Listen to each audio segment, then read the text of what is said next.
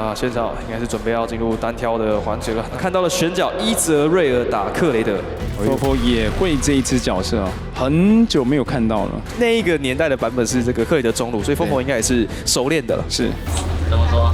打得过啊。他们刚刚说一泽很优啊，好像是一泽优了，是你的一泽很优啦，还是你的？是你的啦，你的太强，你的太强了。是啊。你很他妈装什么啊？很他妈装哎！那你们这么讲，我能说不是吗？你现在开始搞人设啊？我没有啊，自己搞的。我没有搞人设。一上去的时候不要。哇，要做人设的呀！再来观察一下了 ，Fofo 蹲在了下面的草丛 ，Yuri 在寻找人。我觉得单挑1v1的话，重点就在于能不能发挥自己英雄的优势。像是我玩克雷德打ED的时候，就是他不知道我躲在哪一个草丛里面，然后如果他一旦小心被我先手到了，但他远程的优势就没有了。有看到了，直接先骑出来，飞射夹到 Yuri 被拉了回来，直接被锤成半血，破甲了。其实这个一开始 Fofo 的蹲点是蹲得很到位哦，已经赚烂了。现在一泽线过来的，他只要站在那个草丛，那一泽也蛮好玩，站起来有吗？死了 A 洞！来镜头开 Fofo 的脸，然后直接看一下他装逼的脸。Yuri 慢慢的往前骑，自己也吸到了6等，又骑上来，先戳2下之后，再用第2段位移打成半血，飞射夹回来 ，Yuri 又残血了，要考虑回补吗？现在是回头追着 Fofo 再点。哇 ，Fofo 玩的也太好了，在来了，直接冲啊，锁到，逼出光盾，在塔下扛着塔，要完成2次的击杀 ，Fofo 拿到单挑的胜利。急啊！超级最急的，冷急，超级急。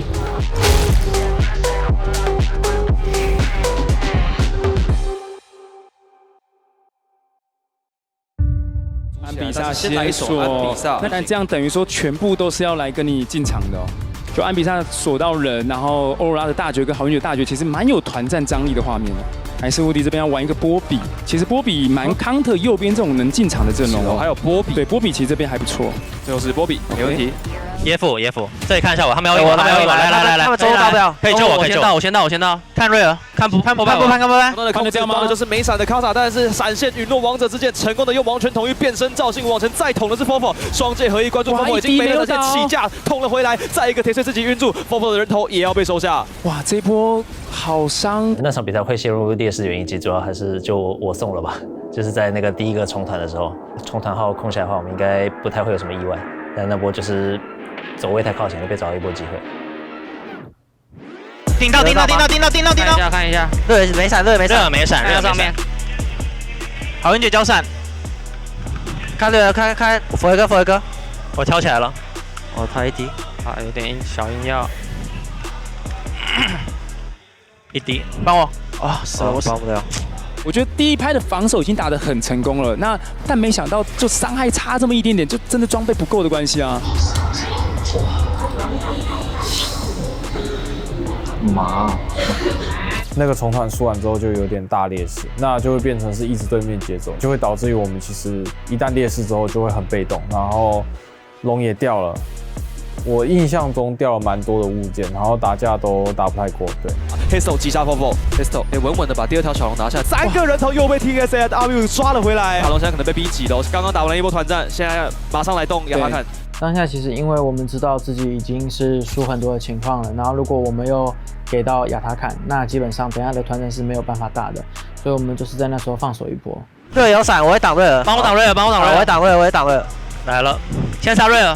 安比萨，弹幕一就是扫了出去，直接先将乌迪还有后面的 Fofo 都扫死了。卡萨顶进去，想要来跟 Eddie 拼枪，但他拼不赢，长枪打不过火枪，挡到了还是没有？安比萨大进来了，对啊。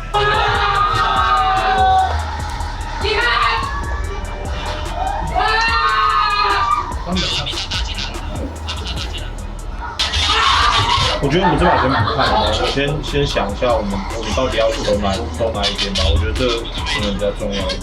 说尽管在这样的决心下，乌迪声量还是很大，不过依旧无法改变目前的经济差距，已经来到超过1万块钱的事实哦。那波大团输了之后，那其实我们前面就有点劣势了，但是那波输完之后是真的是蛮大劣势。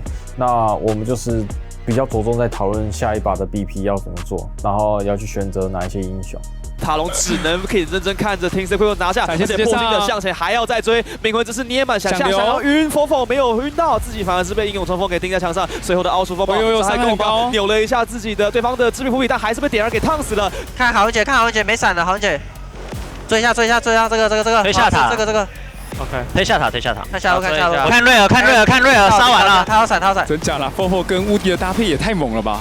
包哥在很多团战他打的是非常好，然后再加上因为我是比较属于很敢输出的人，然后对面就会因为我很敢输出，然后露出失误，所以他们的优势就从那一波开始渐渐就反转。巴龙被 TSW 拿下，这一波华丽谢幕，第4发打在了满血的 AD 身上，但对方是双剑合一已经盖下，卡萨3先夺掉了破心者。然而这波弹幕的扫射，看一下这，还米莎，顶到 AD， 前面的阿志还能打赢，射线这波车成功的射死了 AD， 塔隆还是能够扭转局势。不是乌迪，他知道要敲谁，他感觉乌迪又立功了。对，会在，因为他有那个 W 嘛，可以限制很多位移的角色，然后还有那个大绝，所以只要波比玩得好的话，他团战会有很大的影响力。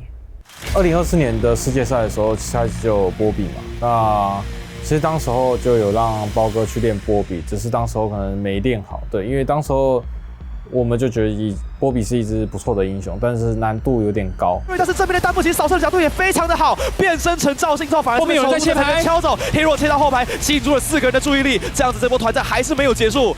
这把就能感受到波比很有用啊，只敲一个走，这把真的是不止敲一个，他进的也蛮好的。对啊，吃掉，拼了！我的。哎呦，这个远古龙依旧是属于卡塔的，第一波的斩杀先斩掉了黑手，随后华丽谢幕想来留人。隐形往前闪现开大，但是贝蒂按出了自己的闪现之后，反而是第2人被推到墙上，回到另外一边 ，Fofo 完成了击杀。往前点，可以吗？好姐没大，没闪的，好姐没大。看我，好姐没大，没闪。 M 杀了。看否一个，我有技能，走失，这两个被打了出来，而贝蒂一枪先斩杀掉了 AD 之后，开启了攻势，又是第2枪，反击接着一枪一枪的扣，属于他的 Triple Kill， 塔隆准备要来结束比赛。哇，塔隆跟 T1 是一样的，输1万块，7000块可能会有可能被翻，但1万块能够翻回来，不得了啊！对方甚至是有火龙魂的状况下，塔隆完成了不可能的任务，这部40分钟收下比赛，真的是不可能的任务哎。输1万块，输火龙，还能够翻盘，我没看过这种比赛，真的没有想到。打论一下红色方的话，我先给他看前面，然后等一下我们再。好，我们先聊。没事，我先做，然后你刚刚检讨一下好不好？确实是要敲，但是我觉得你们不能太硬，因为你们其实就是3个人被兔子打爆在这里。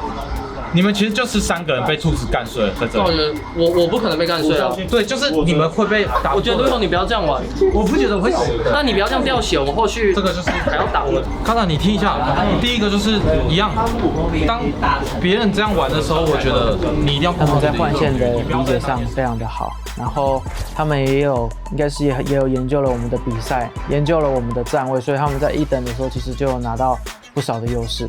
那这波没动起来，就直接去支援。